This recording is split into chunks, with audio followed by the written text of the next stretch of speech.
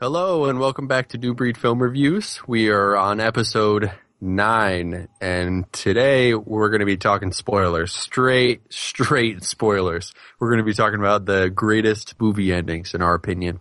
And can't get worse than that. As far as this episode, if you hear a movie that you have not seen that we start talking about, I would shut us off, or at least mute us for the time. So on the show today, I got Dave with me. What's up? And I got Paulie with me. Hi. And I'm obviously Brian.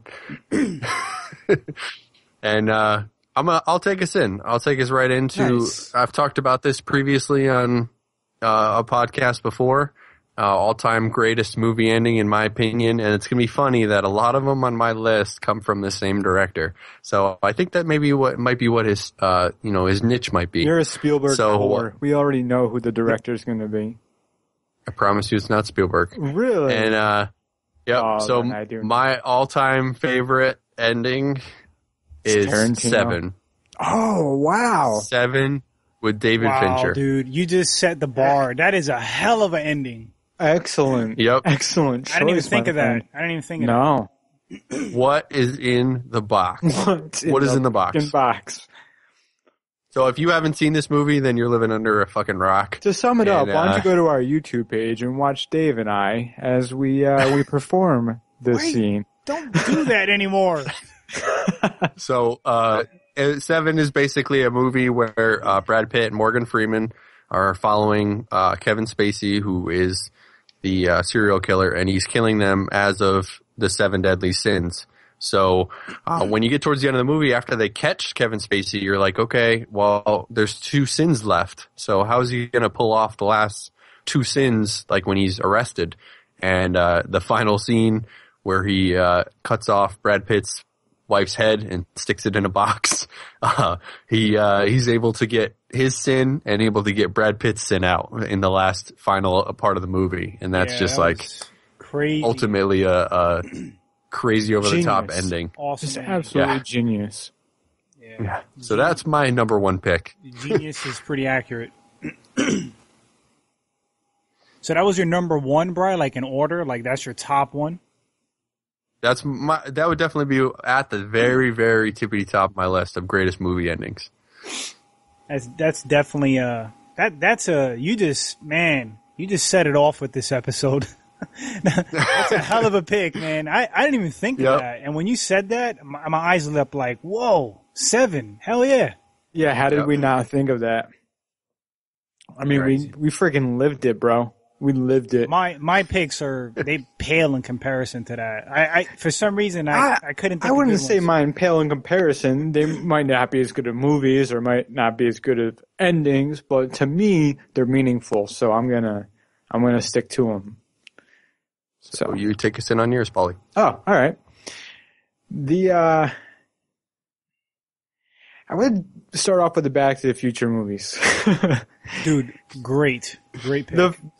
Specifically in the first 2, like, the fact that you just knew that there was going to be another one, it just drew you right back in. Granted, the first one came out before I was born. That's fine. I remember watching it as a kid and being like, there's a second one. I can't wait to see it. And then the second one came out, and that one was instantly my favorite because they're in the future. Like, I'm going to see this point in my life. Here we are in the year of the second one, and it is nothing like that. No damn hoverboards. I want a damn hoverboard. Although there was that viral video that was going around saying that there's no flying cars. Well, there's flying cars, but not in a commercial sense and not in what that movie made it to be. Nike made those shoes though. The they laceless did. shoes. Have you seen those? They did that specifically for to commemorate the movie. That's great. There's no like 3-inch pizzas that you microwave and they turn into a full-size pizza. Bullshit. So what about the endings that you really liked? Well, I like how they were put together, and they tied in directly into the opening scenes of the next movies. I don't think that it was really something that emotionally got me as much as it was just, I don't think that there's movies that tie into the next one as well, other than in the movies that have one novels series that tie all into each other, like Harry Potter movies or the Lord of the Rings movies, Hunger Games, those movies. But when it comes to, Back to the Future, I think it's perfectly done. I want to touch on Back to the Future if I can, Paul, whenever you're done. Yeah, go for it. Brought it up. I wholeheartly agree with you, and I understand where you're coming from as far as the ending. Like, the endings weren't epic or emotional, but they were it was a seamless transition to the next one. It was like one whole movie, and correct me if I'm wrong, but when they started the next one, they started that movie with the ending of the previous one. The two only minutes. difference was that the actress who played Jennifer was different. Yeah. So they made it overall pretty seamless. Yeah, I mean, unless you're literally watching them one right after the other, which I do. Me too, dude. That's my Thanksgiving. You don't really notice.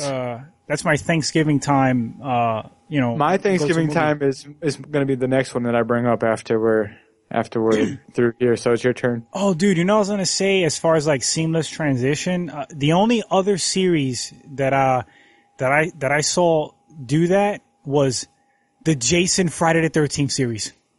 No, that's a joke. That's a joke. But I'm gonna be completely honest, keeping it real right now, serious.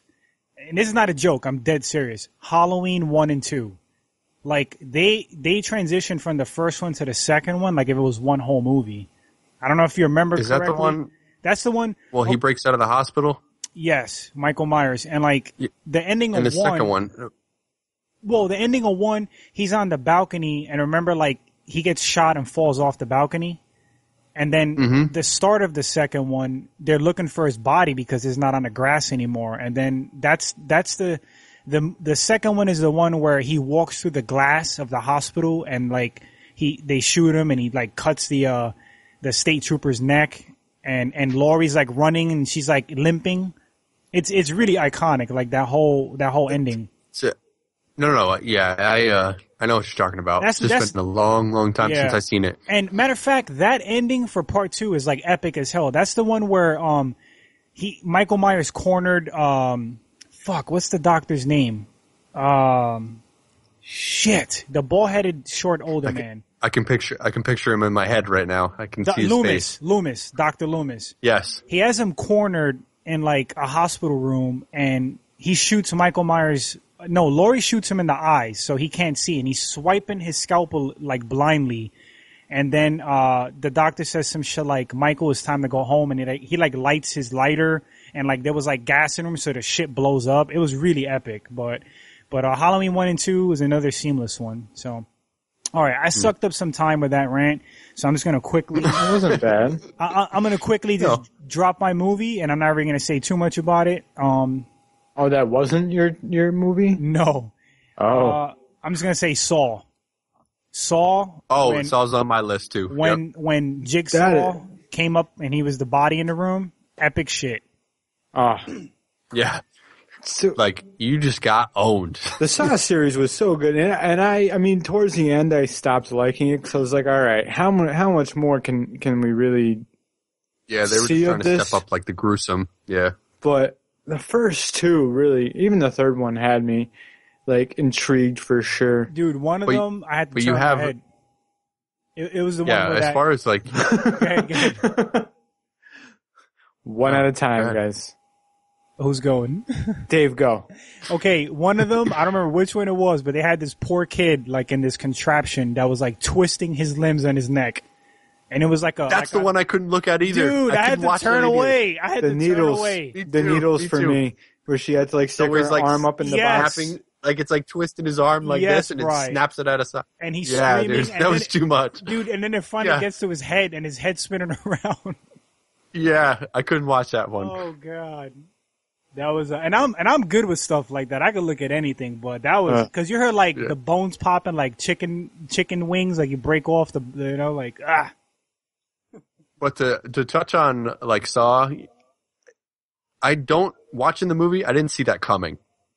I didn't see it coming at all. Me either. I think that's the best. That's the best when you get a movie where they have a surprise ending and like out of nowhere you didn't expect that to happen, and they definitely accomplished that. The music, like it was epic. Like I stood watching it and my jaw was open, like holy shit, this mofo was in the room. Yeah, whole time, and then he lets them there to die. And then they come back in a later series to find the guys in the room dead. So, yeah, that's one of my picks right there. Good pick. Who's go? Yours, Bri? Brian the Stern.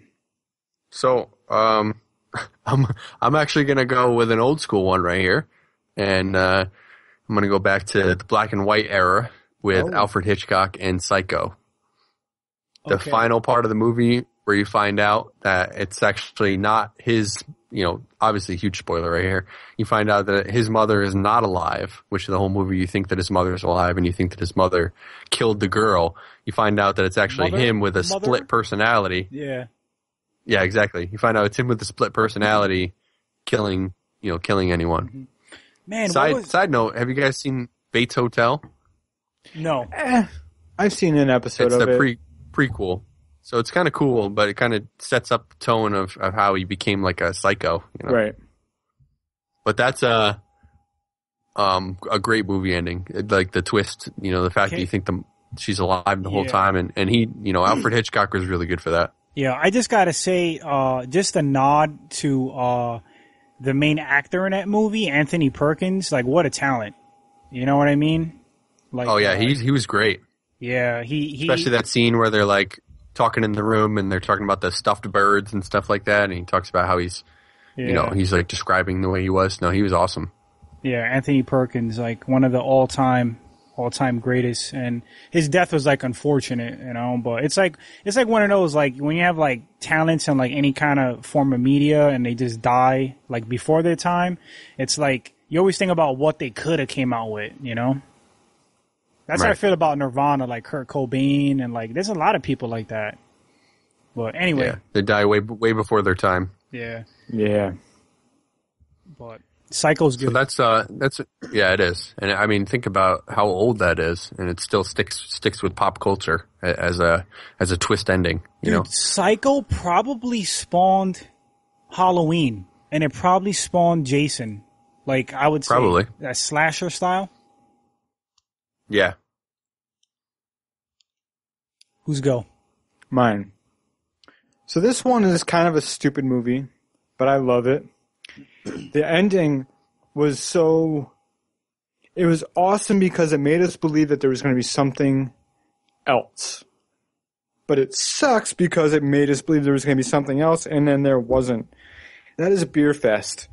I knew you were going to go there. I've never seen it. When you were talking, somehow I knew you were going to go there. Like in 2 seconds, I was like, he's going to say Beer Fest. So, at the end of Beer Fest, all right, here, Dave, let me explain this to you.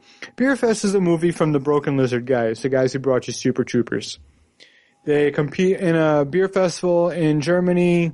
Their great-grandfather was, this great beer maker, and these guys in Germany say that his great-grandfather stole the recipe, blah, blah, blue, blah, it doesn't matter. Anyways, it's just like the beer Olympics basically take place every year here. They compete, they're the underdogs, whatever. So at the end of the movie, they run into Willie Nelson, and he's on his way to Pot Fest in Amsterdam, right? So they follow him, and they go into this room, and you're like, oh my God, they're going to make a movie about smoking pot. And it's just funny. Like, it's not like, oh, let's all get stoned. It's just like, this movie is going to be a funny movie because of the premise. I mean, because the guys from Broken Lizard, Super Troopers, Beer Fest, they're funny. They're funny movies. So yeah. I'm sure they would be hilarious in the process. So they make everyone believe, and at the end it says like coming soon, Pop Fest or something along those lines, and everyone gets all excited. And then a couple years goes by and nobody hears about it. And then you look it up and you're like, oh, that was a joke. Like they never actually meant to make it. They are, however, making Super Troopers 2, which is awesome. But I'm all for that. Yeah. but no Podfest. I've never seen Super Troopers. Oh, classic comedy movie. For the audience that can't see, Paul just got so mad. He like waved his arm downward like, oh! And he's drinking beer right now, so you know he's like, he's emotional. He's like, ugh. Until we do, when we come up with a podcast episode where we talk about like our favorite comedies, we can't have you go on without seeing it. That's a good one. Because I'm going to bring it up. All right. Because I can say all the lines and I laugh. You're still laugh every time I watch it. Super Troopers. Yeah. Super Troopers is their best film to date. Like they've done a few and they've all been pretty good, but Super Troopers is the greatest. It's so quotable, dude. It's ridiculous. I can't believe you haven't seen so many quotes. So I have homework to do. It's like it's almost as quotable as Napoleon, Borat, or Anchorman. Like it's on that level, if not more quotable than any of those movies. What's the humor like? Is it like Dumb and Dumber or? No, it's grown-up stoner flick. Yeah, but it's very like line driven. Like you know that they'll deliver like really funny lines. There's some slapstick comedy, but the way that they're lined up, like Anchorman, like the way that they deliver lines is hilarious. Yeah. Like that dry delivery and the snozzberries. Yeah, they have that kind of thing. I'm freaking out, man. Snozzberries you are like freaking out, man. Yeah, dude. Man. Watch it like this week. Okay. Paul, because next week we're gonna do favorite comedies. Paul, for my pick, dude, I think you're gonna have to take your headset off. I don't know, dude. You want me to drop it? Let's see what you say. It's a really good movie. You know what? This is what I'm gonna do. I'm not even gonna really spoil the ending, but I'm gonna say the movie had a fantastic ending. I'm gonna say Book of Eli. Oh, I know where you're going. Oh, that's right. Well, I'll tell you what. You can discuss it. I'll be back in a minute. Okay. When I come back, you guys will see me, and you can give me a thumbs up or thumbs down if you're good. I'll try to cut it. I'll cut it short. When you come back, I'll just cut it. Yeah. Do your thing. All right, dude. Yeah, Brian. I fully agree with you, Dave. Dude, Book of Eli, and I gotta be honest, like, usually I kind of figure out endings, like, I'm pretty good with that, and it got me. Like, when you notice that he was, like, blind, like, when they kind of, revealed that, it was like, everything made sense. It was like, you know. Yeah, you start piecing back parts of the story, you know? In your head, you're like, oh, okay, yeah, that makes sense. Yeah, it all makes sense. And he's like, his character reminded me of like, I don't know how much you know about, like, the Marvel character Daredevil, but, like, since Daredevil can't see, he's blind, everything else got heightened. You know, like most blind people in real life.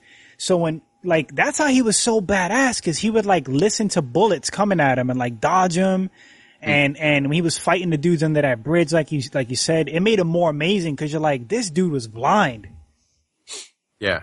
It definitely put an impressive turn on him. And then when you think about it, like at the end, you know, he read the Bible in Braille, and he read it so many times that at the very end, like before he dies, you know, he gives the whole entire account for them to be able to read it back. So, you know, not only is this guy a badass, but he's able to remember the whole entire Bible and start nailing people and being blind in the whole process, you know? Yeah, and he had such, like, intuition.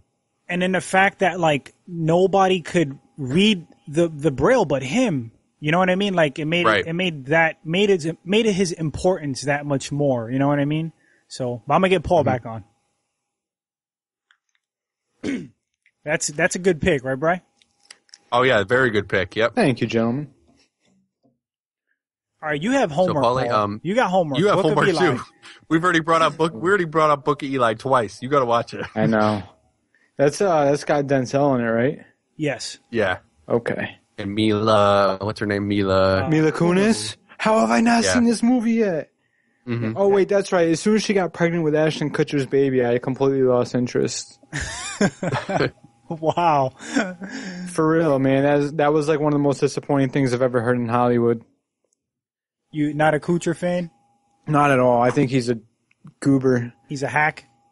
He's a terrible actor. He's stupid. And I think Mila Kunis can be better. I can't believe she had his child. I can't lie. I saw one movie with him that I actually liked. It's called The Butterfly Effect. Well, that was a good movie. Yeah, that's pretty good. Yeah, that was decent. Besides that, I don't really care for him. He's in the same realm as who's Mariah Carey's ex-husband? Nick Cannon? Yes. He's. Oh wait, they're divorced? I thought they were still together. No, they're done, I think. I don't know. Didn't see that coming. We're not a Hollywood gossip show, though. Yeah. So sure who we gives are. a shit? Yeah, moving on. Y'all don't read Paulie, the Hollywood Reporter? What do you got for us, Paulie? I just like this movie a lot, so I think the ending is only good to me because I like the movie, but The Goonies. Like, okay. All right. One-Eye Willie's ship just sets off into the sunset, and it's a happy ending. It's the new Spanish lady who comes in just to help them like pack up. I can't remember her name right now, and she finds all the, the gold in Mikey's pouch. It's a feel good. Man, it is. It's a feel good ending. And we're talking about Sloth had a home. Yeah. Yeah. Right. Place to go, and he was his little he ears. wasn't being His ears. he wasn't being chained up anymore in a basement being fed Snickers. Dude, he was so angry. Like he was chained up, and the poor chunky kid, and he's like in his room, like. He'd look in the mirror, he'd get even more angry. Dude, as a kid, man, he used to scare the crap out of me. Like that part absolutely. of the movie. Yeah. Ruth? Yeah. Yeah, he scared the fucking crap out of me too. Damn, can I say that word? I'm sorry. Yeah. You can censor anything out. He scared the fucking shit out of me. All right. Wow, I wasn't sure if I could say that. Okay. As long as it's not gratuitous. So, I think it's my go. Yeah. So, you guys, I guess I want to touch on two more, and one of them I'll shoot out real fast. Have you guys seen Primal Fear? No. Oh, is that with Edward Norton? With Richard Gere and Edward Norton? Yeah, Richard dude, Gere that was a good twist. He's an attorney, and and he's defending Edward Norton. And Paula, have you seen this movie before? I never even heard of it, to be honest with you. All right. It's really good. So, Edward Norton is like he has multi-personalities, and Richard Gere has to defend him. Fight Club 2? No. And, so basically Edward Norton, convinces him that he killed someone, but it was his other personality that killed someone. So Richard Gere defends him, and at the end of the movie, Richard Gere, is like talking to him when he gets him out of jail. And Edward Norton admits that he never had a multiple personality, and the only personality he had was the bad one. He made up the good personality. Holy shit. And pulled the wool over Richard Gere's eyes. So that's a really good ending. Yeah, I remember that movie, Spoilers. and that's like one of those gems that didn't really get too huge. Like not a lot of people know that movie. It's really good. That like the other one I want to touch on too. Oh, go ahead. No, go ahead, bro. Go ahead. It's another Edward Norton movie, and it's another David Fincher movie. And I also thought, as a side note, you guys will eventually probably see Gone Girl, but Yes. Gone Girl's a David Fincher movie. Seven's a David Fincher movie, and I'm going to bring up Fight Club right now, which is a David Fincher movie. And he loves like surprise endings. Fight Club? Yep. Yeah.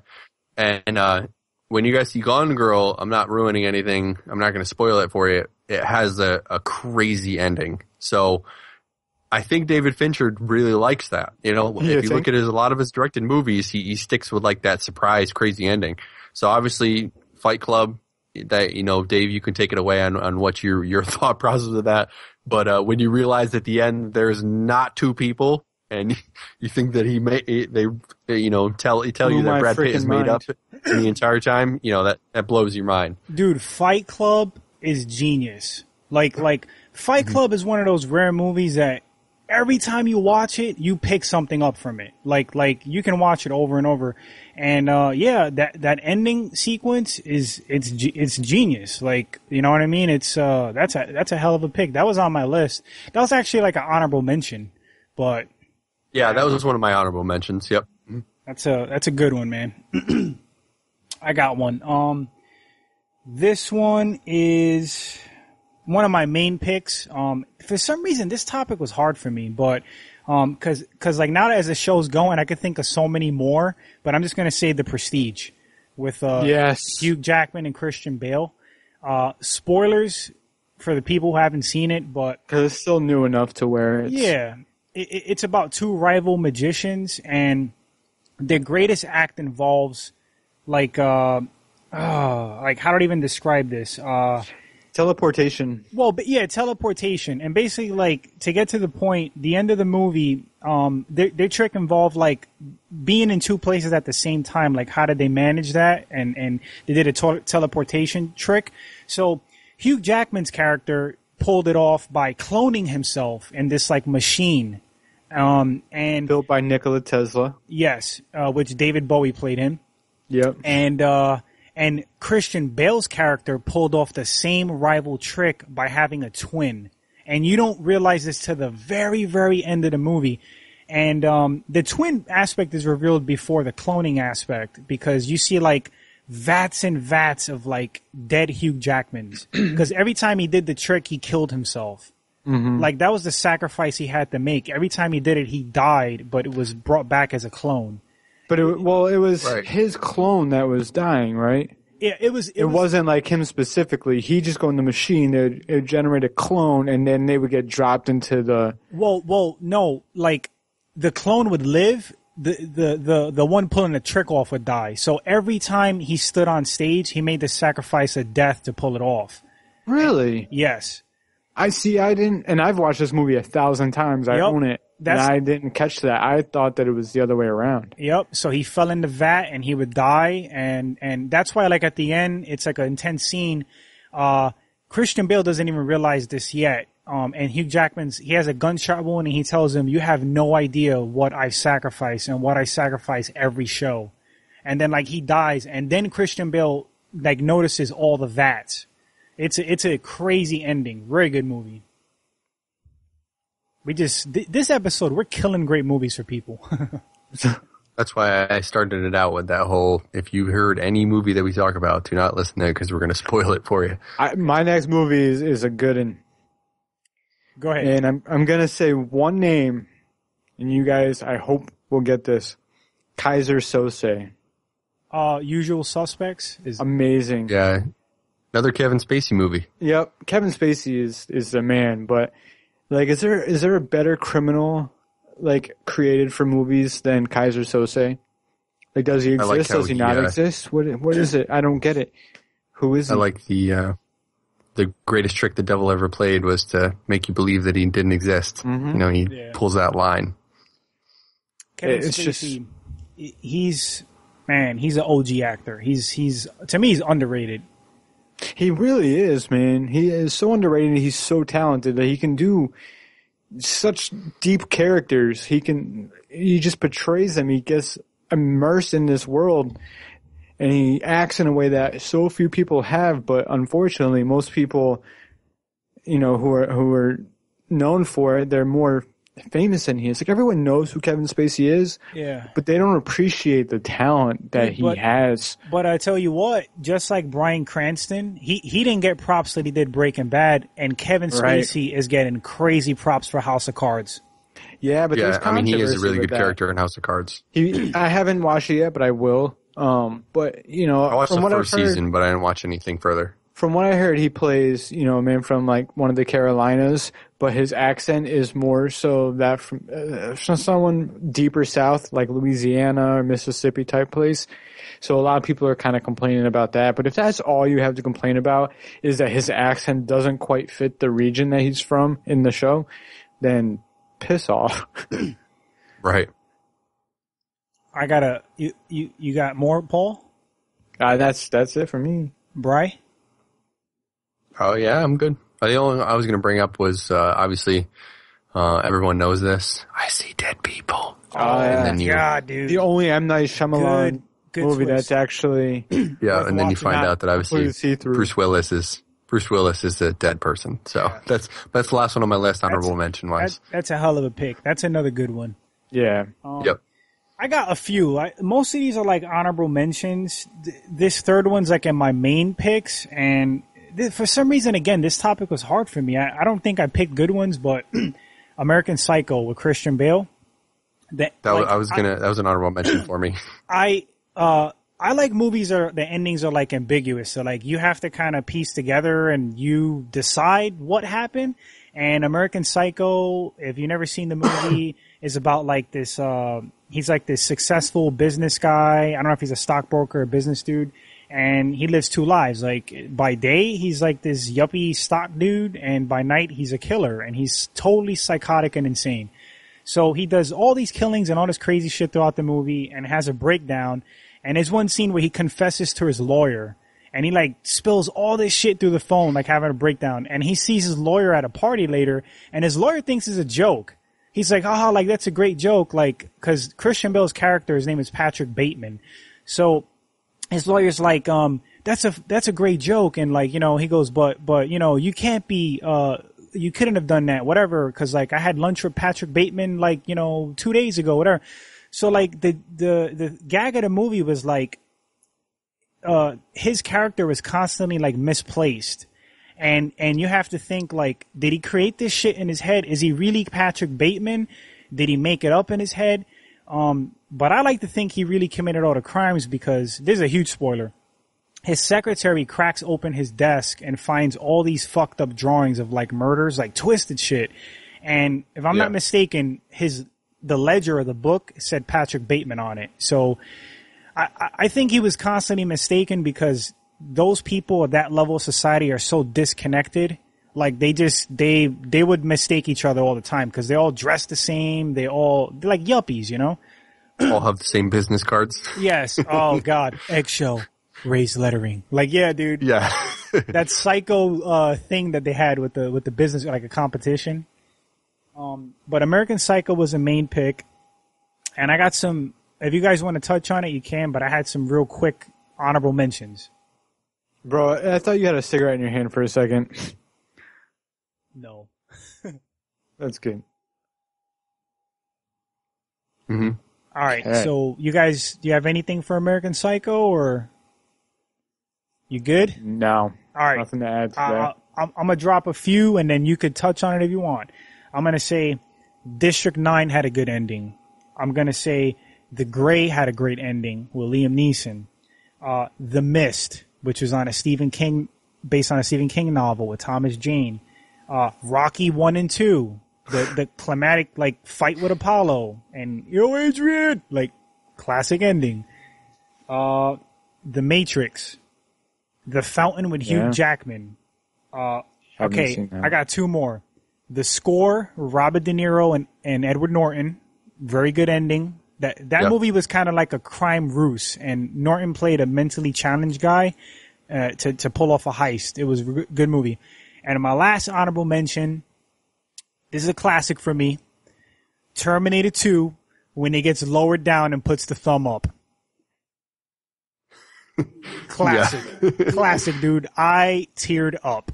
I bet you did. I can see that. It was a good one. He's emotional. And the line, dude, I know now why you cry. It is something I can never do. Yeah. It got me. That's a perfect movie ending. I do want to touch on one of them that you had on there. Okay. Before we wrap up the show. I have to disagree with you on The Grey. What? I think the end of the movie was incredibly unclimactic. Okay. I get what they were trying to do, but I think that they ran out of money. They didn't do the last fight scene. Liam Neeson's ass too much. Oh, you wanted to see the end fight? I wanted to see it. Okay, did you see the very, very end after the credits? Yes. You saw after the credits? I did. Yeah, they show you like the wolf, like, isn't he like he's dying. showing that he's dead? Like he's not panting? really breathing, like panting. And Liam That's Neeson's awful. He's like slow. Yeah, he's got a little slow breathing. dude. Like Fuck you're Liam not Neeson. you're not the only one I that disagree. hates that ending. I wanted to see it. Sam doesn't like the ending either. She's like, No, I'm like, hate where that the ending. hell was that? I think they ran out of money. To be honest, budget cuts. I think they cut the end of the movie because they didn't want to do the wolf fight scene. I really think they did. Dude, I love the movie. I love everything about it. So, but to each their own. I've been just doodling this whole All time. right, guys.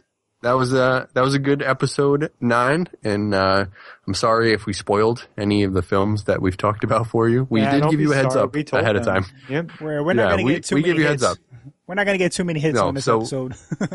So if you've been ruined by anything that we've talked about, I'm sorry. Most No. of the movies we did talk about were older. So Yeah, they're all the like one that I 15 did to not 20 years old, if not older. exactly the one I didn't let out of the bag was Gone Girl. So go see that one because I didn't ruin the end for that one. And good night, guys. That's a wrap. Hit us up on Twitter at That's a Newbreed wrap. Film and on YouTube, just Podomatic. Podomatic, iTunes. Email is newbreedfilms2004 Newbreed Film Reviews 2014 at what? Gmail. Gmail.com. Gmail.com. So, good night, fellas. All right, boys. Good night, fellas. Later.